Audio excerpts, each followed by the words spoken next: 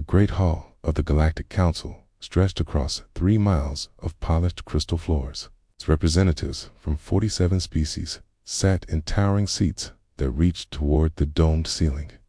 Each alien form was different from the next. Some had tentacles instead of arms.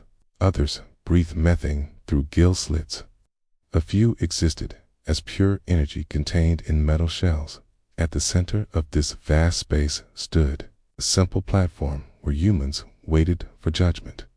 Commander Yuki rose from her seat high above the floor. Her blue-scaled skin gleamed under the artificial lights. 4 arms gestured as she spoke through the translation device that hung around her neck. Fellow council members, Yuki began, her voice echoing through the hall. We face a crisis that threatens our very existence. Our core worlds are dying. Too many beings consume too few resources. Food shortages plague 17 systems.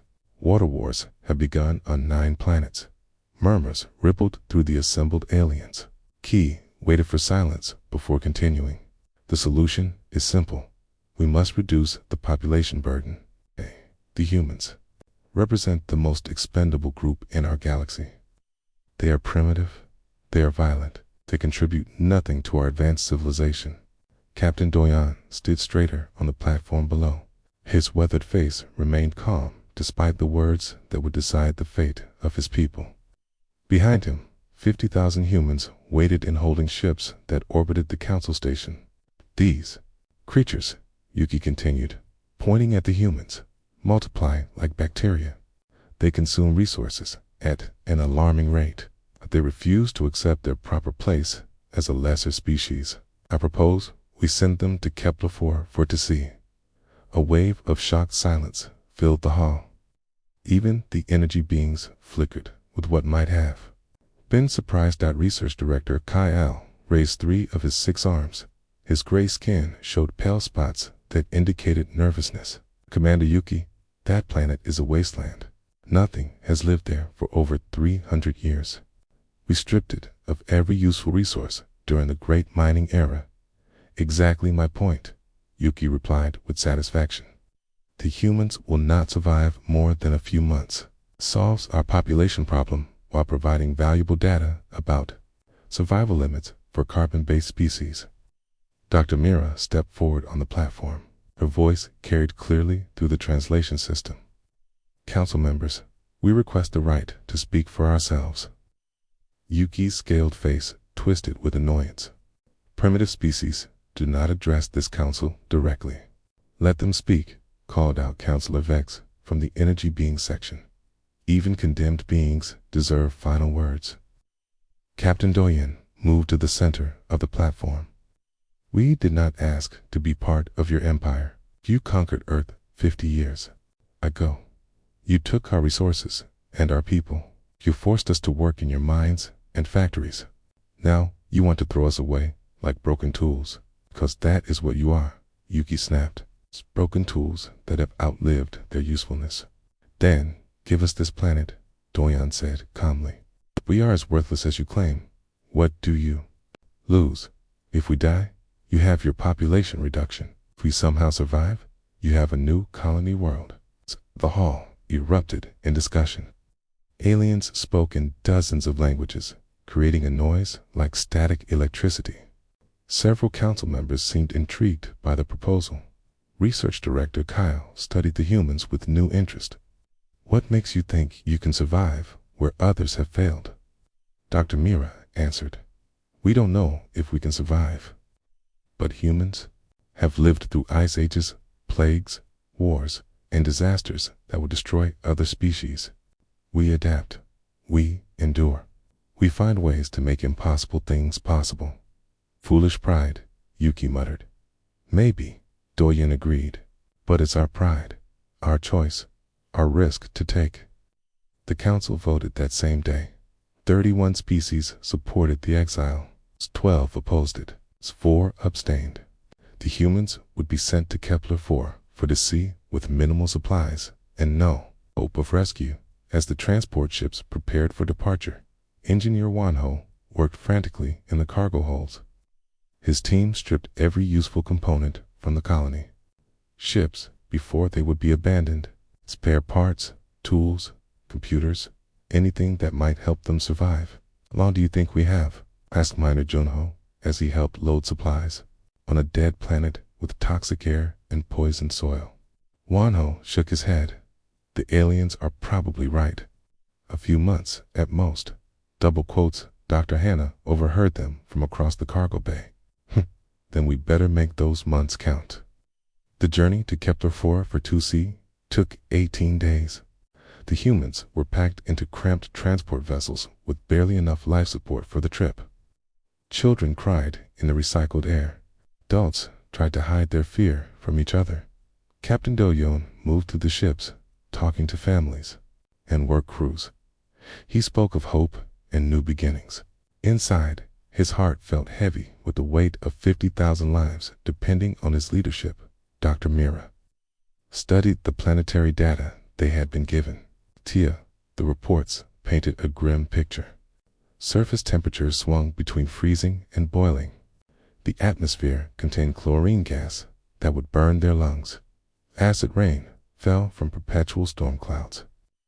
The soil was contaminated with heavy metals that would poison any plants. "It's not just hostile," she told Do-Yoon privately. "It's actively trying to kill anything that lives there." "Then we'll have to be more stubborn than the planet," he replied. Research Director Kyle traveled with them in a separate observation ship. His orders were to document the human extinction for scientific purposes. The data would help the Council understand the limits of biological survival as they approached Kepler-4 for to see. The planet filled their viewports like a brown and gray bruise against the stars. No blue oceans reflected sunlight. No green continents showed signs of life. Electrical storms raged across the surface and continuous displays of raw power. "It looks like hell," whispered atmospheric engineer Timon. "Then we'll make it into heaven," Do-Yoon said loudly enough for others to hear. "We're humans. We don't give up. We don't quit. We don't die easy." Transport ships began their descent through the hostile atmosphere. Metal hulls groaned under pressure changes. Warning alarms blared as toxic gases tried to seep through. The air filters, 50,000 humans, rode those ships down to the surface of a world that had killed everything else that tried to live there. They carried with them only basic supplies, primitive tools, and the stubborn determination that had carried their species through every disaster in their history. The aliens expected them to die. The humans had other plans. The first human died on the second day. Old Man Ki-hoon collapsed while unloading supply crates from the crashed transport ships. The toxic air had eaten through his emergency mask filter. Dr. Mira tried to save him, but their medical supplies were already running low. They buried him in the hard ground using metal pipes as shovels. Captain DeWine spoke simple words over the grave while acid rain burned holes in their protective suits. "We will remember Ki-hoon DeWine," said to the gathered colonists. "He died trying to build something better for all of us. We honor him by not giving up." The landing had been rough. 3 of the transport ships crashed completely. 2 more had damaged life support systems.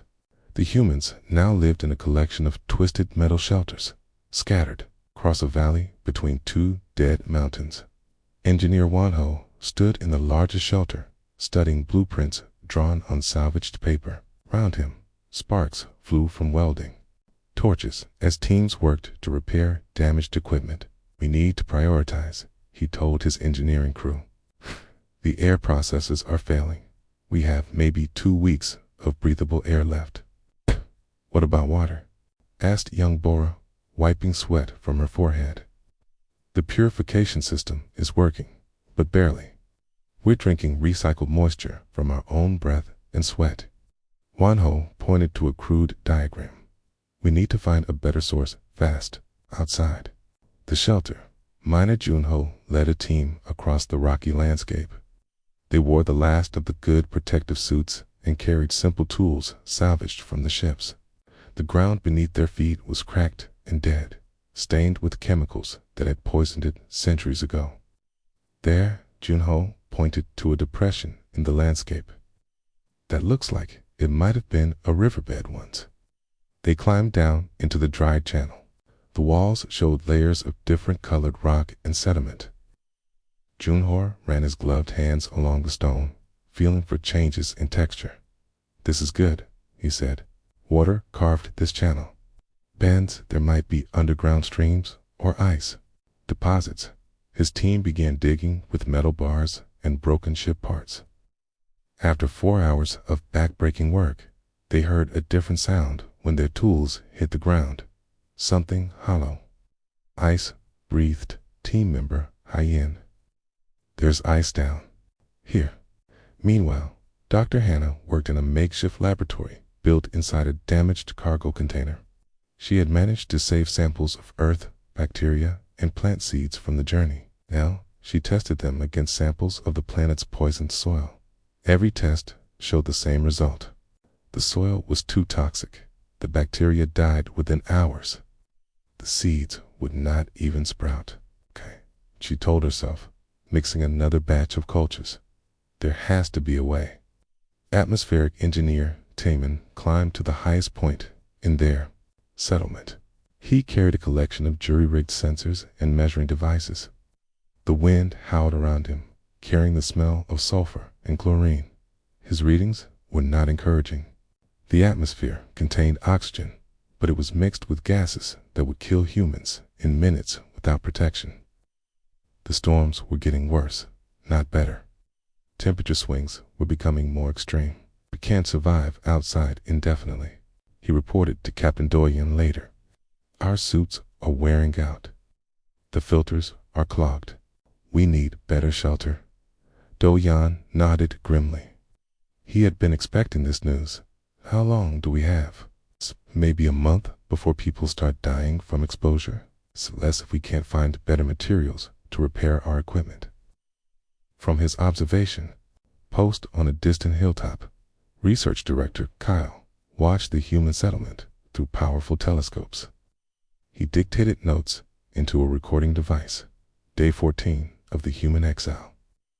Colony population has decreased from 50,000 to 49,937. Death rate is increasing as expected. Equipment failures are becoming more frequent. I estimate total colony collapse within 30 to 40 days. He paused the recording and adjusted his viewing angle. Something caught his attention. The humans were not just sitting and waiting to die. They were working. Constantly, teams moved between the crashed ships like ants, carrying materials and supplies. Smoke rose from several locations where they had set up workshops. Even in that desperate situation, they were trying to build something. Curious, Kyle muttered to himself. Most species would have given up by now. Back in the settlement, geologist Dr. Neri spread out hand-drawn maps on a metal table. She had spent the last 2 weeks exploring the surrounding area, taking samples and making notes. "The good news is that this planet has resources," she told the Leadership Council. "There are mineral deposits in the mountains, metal ores, rare earth elements, even some radioactive materials that could power generators." "What's the bad news?" asked Dr. Mira. "Everything is buried deep or mixed with toxic compounds. We would need industrial mining equipment to reach the useful stuff. We have shovels and crowbars." Captain Doyun studied the maps. "What about closer to the surface? Anything we can use with basic tools?" Nari pointed to several marked locations. "There are salt deposits here and here, some sulfur formations that might be useful for chemical processes. And I found something interesting in the old mining sites."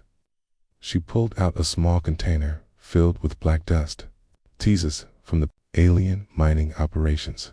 They dug out all the valuable metals, but they left behind the waste products. "Some of these compounds might be exactly what we need if we can figure out how to process them." Engineer Wanho examined the sample. "What kind of compounds?" "Catalysts. Things that could help Dr. Hannah's bacteria survive in the toxic soil. Raw materials for making better air filters. Maybe even components for more advanced equipment if we get creative. The weeks passed in a blur of constant work. The humans divided into specialized teams, each focusing on a different aspect of survival. The botanist team worked on soil remediation. The engineering team repaired and rebuilt equipment. The mining team searched for resources. The medical team treated injuries and sickness. People died. Equipment failed. Storms destroyed their work. But somehow, the colony kept functioning. Dr. Hannah made the first breakthrough on day 28. She had been testing different combinations of earth bacteria with the alien waste compounds that Dr. Nari had found. "It's working," she announced to the gathered scientists.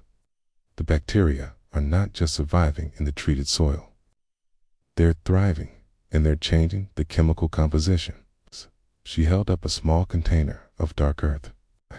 "This soil is no longer toxic.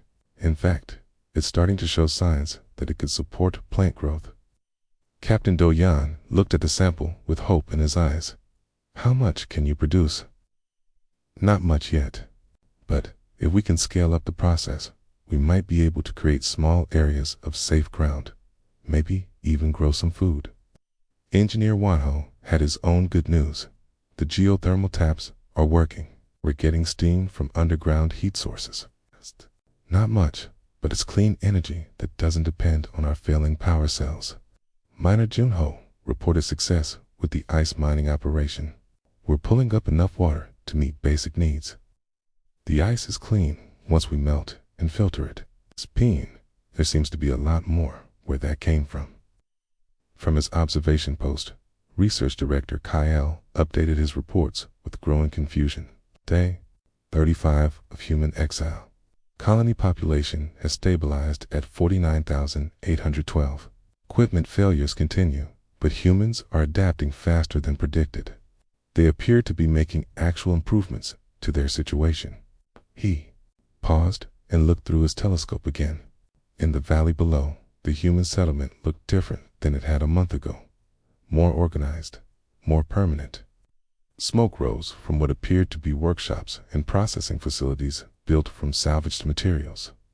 "This is unexpected," Kyle said to himself. "Most species would be extinct by now. These humans are actually adapting to the hostile environment."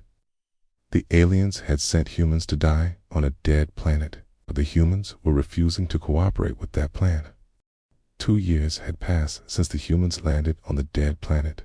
Dr. Hannah stood in the middle of what used to be poisoned wasteland. Round her, green shoots pushed through dark soil that her bacteria had spent months cleaning.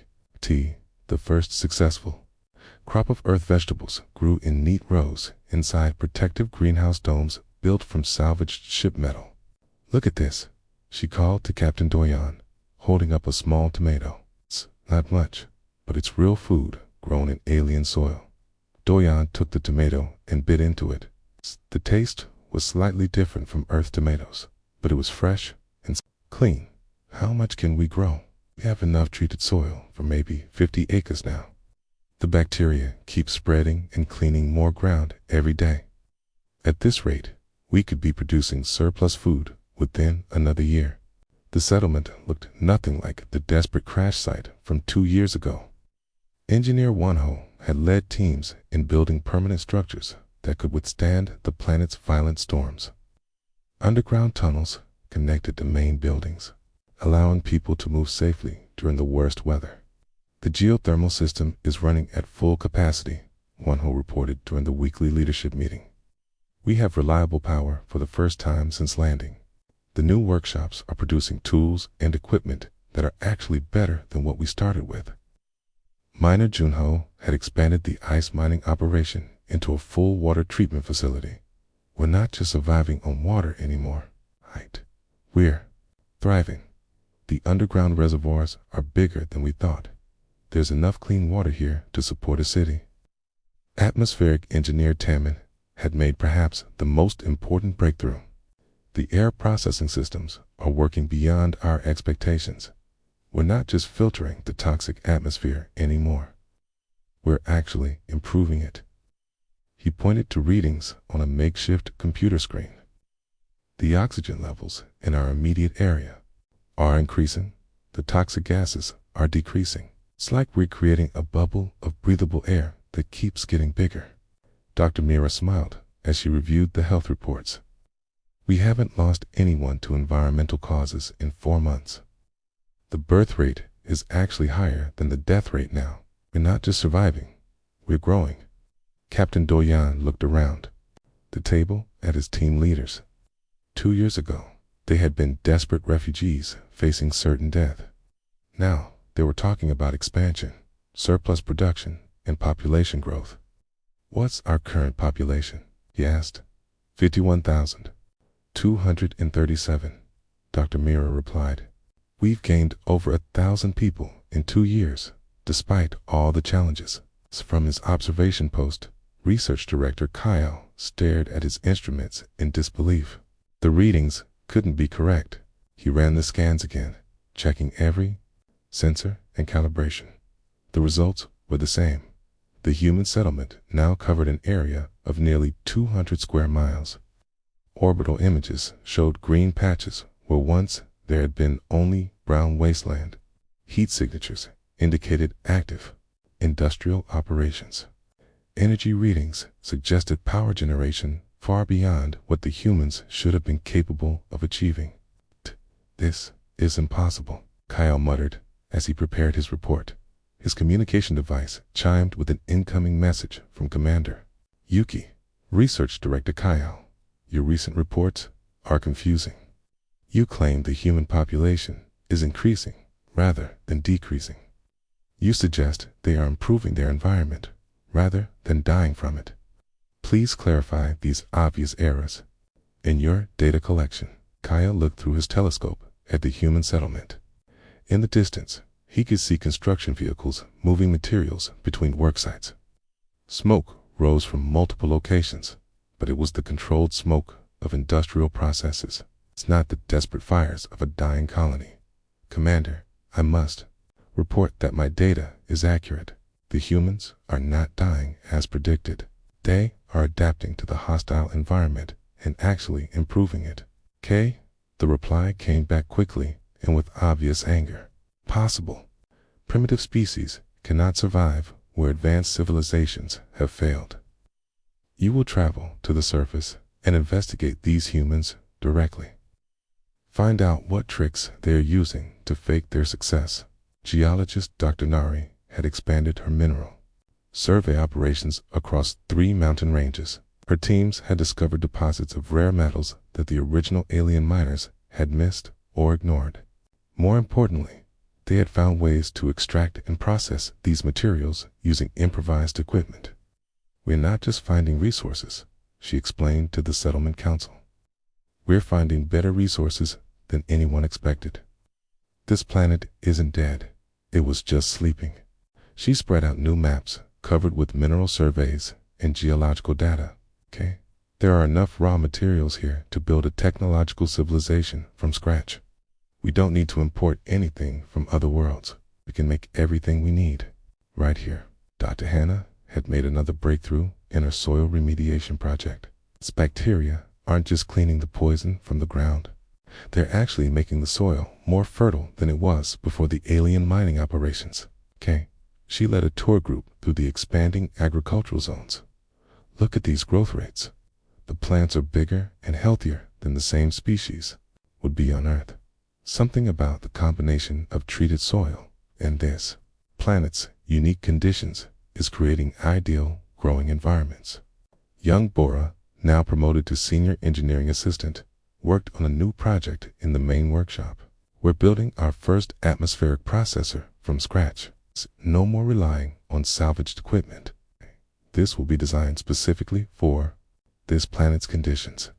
The device looked like a cross between a factory and a greenhouse. Its intake vents would pull in the toxic atmosphere, process it through multiple filtration and chemical treatment stages, then release clean air back into the environment. How much area can it clean? Asked engineer Wanho. If our calculations are right, One processor can handle about 50 square miles. We're planning to build a network of them across the entire continent. Miner Junho had made his own discovery in the deep excavations. We found something the aliens left behind. Not just mining waste, but actual equipment. Abandoned machinery that they considered broken or worthless. He led a team to a cavern system filled with alien technology. Most of it was damaged or obsolete, but human ingenuity found ways to repair and repurpose the devices. This drilling equipment is 10 times more efficient than anything we could build. This or processing plant just needed new power connections. The aliens threw away enough technology to jumpstart our entire industrial base. Captain Doyon stood on the highest observation platform in the settlement, looking out over the transformed landscape. Green agricultural zones stretched to the horizon. Industrial facilities hummed with activity. Housing complexes sheltered families who were building new lives on a world that was supposed to kill them. How did we do it? He asked Dr. Mira, who had joined him on the platform. We did what humans always do, she replied. Refused to give up. We adapted, found ways to turn problems into solutions. Worked together when working alone would have meant death. A communication alert sounded from the main communications center. Doyan and Dr. Mira hurried to answer it. The message was from Research Director Kyle. Human settlement. This is Galactic Council Observer, Kyle. I am requesting permission to visit your colony for direct inspection. Please respond. Tia looked at his team leaders who had gathered around the communication station. After 2 years of being left alone to die, the aliens were finally taking notice of their success. What should we tell him? Asked Engineer Wanho. Doyan smiled. Tell him he's welcome to visit. We have a lot to show him. The dead planet was no longer dead. The humans who were supposed to die had instead brought it back to life. And now the galaxy was going to have to deal with the consequences of underestimating human determination. Research Director Kyle prepared his shuttle for the trip to the surface. He had no idea that he was about to witness something that would change the entire Galactic Council's understanding of what humans were capable of achieving. The turning point had arrived. The humans were no longer fighting for survival. They were ready to prove that they belonged among the stars. Research Director Keel's shuttle descended through the atmosphere of Kepler 442c. For the first time in 5 years. The last time he had seen this planet, it was a brown wasteland wrapped in toxic storms. Now, his instruments showed readings that seemed impossible. Computer, verify atmospheric composition, he commanded. Atmospheric composition verified. Oxygen levels 21%. Nitrogen 78%. Toxic gases below detectable limits in surveyed areas. Kyle stared at the data display. That's impossible. This planet had a chlorine-based atmosphere with sulfur compounds. Nothing could breathe this air. Atmospheric readings confirmed accurate. The computer replied calmly. As his shuttle broke through the cloud layer, Kyle saw something that made him forget to breathe. Below him stretched a landscape that looked nothing like the dead world he had monitored from orbit. Green fields covered the valley floors. Rivers ran with clean water. Cities of gleaming metal and glass dotted the countryside. By the stars, he whispered. What have they done? The shuttle landed on a paved landing pad surrounded by gardens. Kyle had expected to find desperate survivors huddled in metal shelters. Instead, he saw a thriving spaceport with multiple landing bays and what appeared to be locally built aircraft. Captain Doyan waited at the edge of the landing pad. He looked older than Kyle remembered, but stronger, more confident. Behind him stood a delegation of humans who carried themselves like leaders rather than refugees. Welcome to New Sol, Doyan said, using the name the humans had given their main city. We're glad you could finally visit. Kyle stepped out of his shuttle wearing a full environmental suit. The readings might show breathable air, but he wasn't taking chances. I'm here to conduct an official inspection of this colony. Of course. Doyen replied. We have a lot to show you. The tour began at the agricultural zones. Dr. Hannah led them through fields of crops that stretched to the horizon. Vegetables, grains, and fruits grew in neat rows under the open sky. Automated irrigation systems delivered water to every plant. We're producing 3 times more food than we need, Dr. Hannah explained. Okay, the soil here is actually more fertile than most agricultural worlds in the galaxy. It just needed the right treatment. Kill's instruments confirmed that the soil was not only clean, but rich with nutrients. How did you neutralize the heavy metal contamination? Bacteria, Dr. Hannah said simply. We modified earth bacteria to consume the toxic compounds and convert them into useful nutrients. The process took 2 years, but now it's self-sustaining. They visited the industrial complexes next. Engineer Wanho showed them factories that produced everything from basic tools to advanced electronics. The buildings were clean and efficient, powered by geothermal energy that had been tapped from deep underground. We're not just making what we need to survive, Wanho explained. We're manufacturing products that are better than what we had when we arrived. This planet has resources that nobody knew existed. Kyle watched robotic assembly lines create components that looked suspiciously advanced. Where did you get the technology for this equipment? We built it, Wanho said with pride. Started with salvaged parts from our transport ships. Improved the designs. Allocated local materials. Now we're producing technology that's uniquely adapted to this world's conditions. The mining operations were equally impressive. Kunio Junho had expanded his original ice extraction site into a full mineral processing complex. Rare earth elements, precious metals, and industrial compounds flowed through automated systems that sorted and refined materials with incredible efficiency. The alien mining operations from centuries ago only scratched the surface, Junho explained. They took the easy deposits and left. We went deeper and found the real treasures. Kyle examined samples of refined materials. Some were elements he recognized. Others were compounds he had never seen before. These materials would be worth millions of credits on the galactic market. We know, Junho smiled. We've been getting inquiries from trading companies. Word is spreading that this planet has become a major source of rare resources. The atmospheric processing stations amazed Kyle most of all. Atmospheric engineer Taman had built a network of towers that continuously cleaned and improved the planet's air. The toxic atmosphere was being converted into breathable oxygen at a rate that would completely transform the planet within another decade. How was this possible? Kyle asked, staring at the massive processing towers. Advanced civilizations have tried to terraform hostile worlds for millennia. Most attempts fail completely. Maybe they were thinking too big, Taman suggested. We started small, one building at a time, one system at a time. We solved problems as we found them instead of trying to fix everything at once. The tour continued through residential areas where families lived in comfortable homes with gardens and parks. Children played in safe playgrounds while their parents worked in nearby offices and workshops. It looked like any prosperous city on any civilized world. Current population, Kyle asked. 53,412, Dr. Mira replied. We're growing at about 8% per year. It's mostly new births, but we're also getting immigration requests from other worlds. Immigration requests. Word has spread through the galaxy about our success here. Other species are asking permission to establish colonies. We're being very selective about who we accept.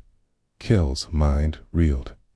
The humans weren't just surviving, were thriving so well that other species wanted to join them. The final stop was the communication center, where geologist Dr. Nari showed him trade agreements with dozens of alien worlds. The planet was exporting rare minerals, advanced technology, and agricultural products to markets across the galaxy. We're not just self-sufficient, Dr. Neri explained. We're becoming a major economic power. This planet is now more valuable than many core worlds in the Galactic Council. Kyle studied the trade data. The numbers were staggering. In 5 years, the humans had transformed a worthless wasteland into a thriving economic center. How? He asked finally. How did you do what no one else could do? Captain Doyen joined them in the communication center. We didn't have a choice. You sent us here to die. So, we had to find a way to live. But other species have tried to colonize hostile worlds. They had better technology, more resources, advanced knowledge. Why did you succeed where they failed? Maybe because we didn't know it was impossible, Dr. Myra suggested. We just knew we had to try. Kyle looked around the communication center with its displays showing trade routes, resource flows, and diplomatic contacts. Commander Yuki is not going to believe my report. Then bring her here, Doyen said. Bring the whole Galactic Council. Let them see what humans can accomplish when we're not held back by other people's expectations. As evening approached, Kyle stood on an observation deck overlooking the transformed planet. City lights twinkled in the valleys. Agricultural zones glowed with the soft light of growing plants. Industrial facilities hummed with the activity of a civilization that was building its future. Research Director Kyle, Captain Doyen, joined him on the deck. You've seen what we built here. What will you tell the council? Kyle was quiet for a long moment. I'll tell them the truth. That you've achieved something unprecedented. It's that this planet is now more valuable than most core worlds. That humanity has proven itself capable of miracles. He paused and looked at the human captain. And I'll tell them that the galaxy's understanding of human capabilities needs to change permanently. The dead planet was now a garden world. The condemned prisoners were now successful colonists. The galaxy was about to learn that underestimating humans was a very expensive mistake. The emergency session of the Galactic Council was unlike anything in the organization's 1,000-year history. Representatives from all 47 member species filled the great crystal hall. Emergency signals had brought them from across the galaxy to address what Commander Yuki called a crisis that threatened the established order. Research Director Kyle stood at the central platform. His report displayed on massive screens visible throughout the hall. Images showed the transformed planet Kepler-4 to see in all its green and gleaming glory. The human colony has not only survived, Kyle announced to the shocked assembly. They have created the most successful terraforming project in galactic history. Their population has grown to over 53,000. Their technology rivals our most advanced worlds. Their economic output exceeds that of 12 council member planets. Angry voices erupted from the alien representatives. Commander Yuki's forearms gestured wildly as she spoke. This is impossible, Yuki declared. Primitive species cannot achieve what our greatest civilizations have failed to accomplish. There must be deception involved, hidden technology, outside assistance. I have spent the last month on the planet's surface, Kyle replied calmly. I have examined their facilities, their technology, their resources. Everything was built by human hands, using human ingenuity and local materials. Counselor Vex flickered brighter from the energy being section. If this report is accurate, it represents a fundamental shift in galactic power dynamics. A single human colony has become more productive than established worlds with populations in the billions. Exactly my concern, Commander Yuki snapped. These humans pose a threat to our authority. They must be stopped before their influence spreads. Stopped? How? It's the Counselor Thane from the Aquatic Species section. They have committed no crimes. They have followed all terms of their exile. They have even begun establishing trade relationships that benefit council member worlds. Dr. Hana's voice came through the communication system from Kepler-4 to see. Yet, humans had been granted permission to address the council directly. Honored council members, Dr. Hannah began. We did not ask to be sent to this world. You exiled us here, expecting us to die. We chose to live instead. We chose to build instead of surrender. We chose to prove that cooperation and determination can overcome any obstacle. You were sent there as a punishment, Commander Yuki interrupted. Your role was to reduce population pressure, not to become a galactic power. Captain DeWine's voice joined the transmission. Commander Yuki, you sent 50,000 humans to what you called certain death. We are now 53,000 humans living on a thriving world. We have solved your population problem by creating space for growth instead of eliminating people. The hall buzzed with discussion as representatives debated among themselves. Several species expressed interest in learning human terraforming techniques. Others worried about the implications of human success. Counselor Zen from the crystalline species raised a point that silenced the debate. The humans have received requests from 17 different species asking for terraforming assistance. Dead worlds that we wrote off as worthless are suddenly potential colony sites. The economic implications are staggering. Keen, Engineer Wanho's voice came through the communication system. Key, we are willing to share our knowledge and techniques with any species that approaches us respectfully. Key, we have already begun planning joint terraforming projects with 6 different civilizations. Joint projects. Commander Yuki's scaled face turned darker. You are overstepping your place in the galactic order. Primitive species do not lead interplanetary initiatives. Perhaps, Dr. Mira replied through the transmission, the galactic order needs to be reconsidered. When primitive species can accomplish what advanced civilizations cannot, maybe the definitions of primitive and advanced need to change. Research Director Kyle activated another set of displays showing economic data. The human colony is now receiving trade delegations from 42 different worlds. Their exports include rare minerals worth billions of credits, advanced technology with applications across multiple industries, and agricultural products that are feeding population centers throughout this sector. Mina Junho joined the conversation. From Kepler 4 to C. We have discovered mineral deposits and developed extraction techniques that make this planet one of the richest sources of rare materials in the galaxy. We are willing to share these resources through fair trade agreements. Fair trade agreements negotiated by humans, geologist Dr. Nair added. We have learned that many species in the galaxy are interested in partnerships based on mutual benefit, rather than dominance hierarchies. Commander Yuki stood and pointed at the communication display. This is exactly what I warned about. These humans are disrupting the established order. They are convincing other species to question our authority. They must be stopped. How do you propose to stop them? Asked Counselor Vex.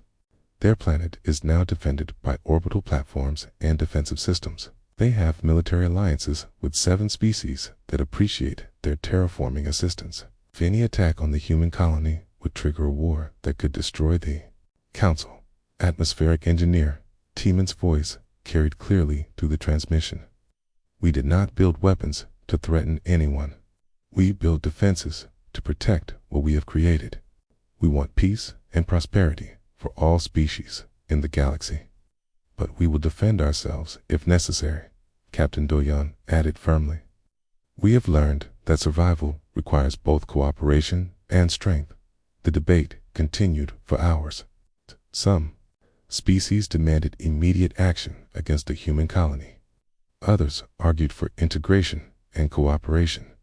A few suggested that the humans should be granted full council membership. Finally, Counselor Prime, the eldest representative of the founding species, called for order. The facts are clear, Counselor Prime announced in a voice that carried across the vast hall. The human colony has succeeded beyond all predictions. They have transformed a dead world into a living paradise. They have created economic opportunities. That benefits multiple species. They have demonstrated capabilities that exceed our previous understanding. The hall fell silent as Counselor Prime continued. We have three choices. We can attempt to destroy what they have built and risk a war. That could shatter the galaxy. We can ignore their success and watch as other species bypass the Council to work directly with humans. Or we can acknowledge that our assumptions about human capabilities were wrong and adapt accordingly. Commander Yuki made one final attempt. These humans are dangerous. Okay? Their success threatens everything we have built over the last 1,000 years. Research Director Kyle said quietly. Success proves that we have been building on the wrong foundation. We assumed that some species were naturally superior to others. The humans have shown us that determination and cooperation can overcome any disadvantage. The vote was called. 31 species voted to offer the humans full membership in the Galactic Council. 12 voted against. 4 abstained. Commander Yuki's faction was defeated. Captain De Yoon's voice carried a note of satisfaction as he responded to the vote. We accept membership in the Galactic Council, but we want it understood that we join as equals, not as subjects. We will work with any species that treats us with respect. We will defend ourselves against any species that tries to dominate us. Dr. Hannah had the final word. You sent us to a dead planet, expecting us to die. Instead, we brought the planet back to life. We hope this teaches the galaxy that cooperation and determination can accomplish what force and hierarchy cannot. As the council session ended, representatives began lining up to request meetings with the human delegation. The dead planet had become the most desired destination in the galaxy. Commander Yuki watched in bitter silence as species after species approached the humans as equals and partners. The primitive refugees she had tried to eliminate had become the most influential power in galactic politics. The humans had not just survived their exile, Pia, they had transformed it into triumph. And the galaxy would never be the same.